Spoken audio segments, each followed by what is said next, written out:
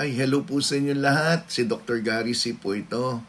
Pag-usapan po natin yung lumabas na balita kung saan si dating Presidente GMA ay humingi ng dasal para sa nalalapit na operation ng kanyang asawa na si Attorney Mike Arroyo.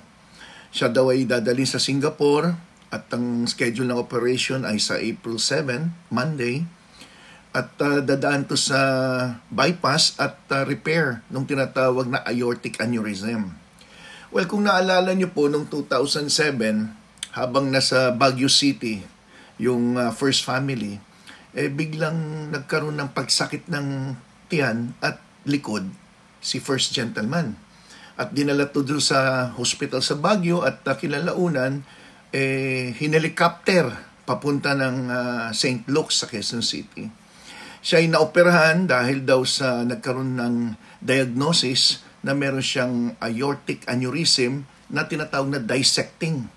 Pag sinabing dissecting aortic aneurysm, konting-konti na lang mapupunit na yung ugat. Yung ugat na tinutukoy dito, yung aorta, yan yung pinakamalaking ugat sa ating katawan.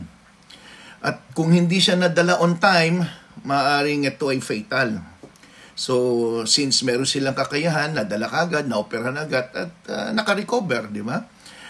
Ngunit ngayon daw, parang sinasabi na yung mismong aortic aneurysm na inoperahan na, ay nagkaroon daw ng problema ulit, o maaring sa ibang bahagi naman ng ugat. Paliwanag ko muna ano po yung aortic aneurysm. Pag sinabing aortic, yung tinutukoy doon yung aorta, yung pinakamalaking ugat natin, papuntang puso. Pag sinabing aneurysm, may parte po ng ugat na humihina. Kumbaga sa pantalon na matagal mo nang linalaban yan, mapapansin nyo parang numinipis yung mismong tela at malapit nang mapunit. Di ba? Dumadating sa ganon pag sobrang luma na, no? Ganon din po yung ugat. Ngayon, ang aneurysm ay maaring inborn, pinanganak ka na parang pinamana sa'yo. At pwede naman na dahil sa mga ibang risk factors tulad ng alta presyon, diabetes, mataas ang kolesterol, overweight, paninigarilyo, o yung mga lifestyle problem na tinatawag. So, kay first gentleman, ang sinasabing dahilan ng kanyang pagkakaroon ng aortic aneurysm noong 2007 ay may kinalaman sa hypertension. Wala naman daw diabetes, wala naman daw ibang problema nung time na yon. So, naoperahan na. Ngayon, ang aortic aneurysm, yung aorta po, may dalawang bahagi yan eh. May tinatawag na abdominal aneurysm, abdominal aorta, o kaya yung thoracic aorta. Doon sa dalawa, pinaka-common yung tinatawag na abdominal aortic aneurysm. So, kaya nga dapat ingat eh. Kasi ang kadalasan, ang aneurysm, nangyayari yan. Pwedeng babae at lalaki, but mas common sa mga kalalakihan. Iba naman po yung tinatawag na cerebral aneurysm. Kasi yung aneurysm, pwede mangyari sa ibang ugat yan. Kung ugat na papunta sa puso, yung aorta ang tinatawag. Kung ito naman sa brain, kadalasan tinatawag na cerebral aneurysm. Ang cerebral aneurysm, mas common sa mga babae, compare mo sa lalaki. Pero ang aortic aneurysm, mapa-abdominal aortic aneurysm o kaya thoracic aneurysm o thoracic aortic aneurysm, pareho silang mas common sa mga lalaki. Ano yung mga risk factor?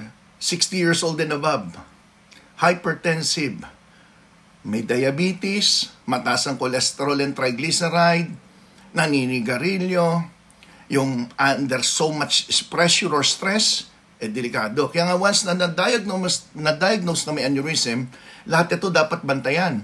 Even yung pag-iri, pagbuhat ng mabigat, yung too much emotion or galit, dapat yan kontrolado din.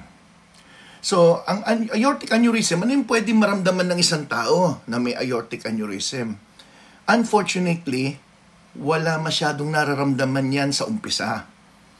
Unless na may high suspicion, yung doktor, maaari mag-request ng mga MRI o CT scan, either of the whole body or the brain, at doon maaring makita na may nag-uumpisa ng aortic aneurysm o kaya cerebral aneurysm. But, ang problema, walang symptoms.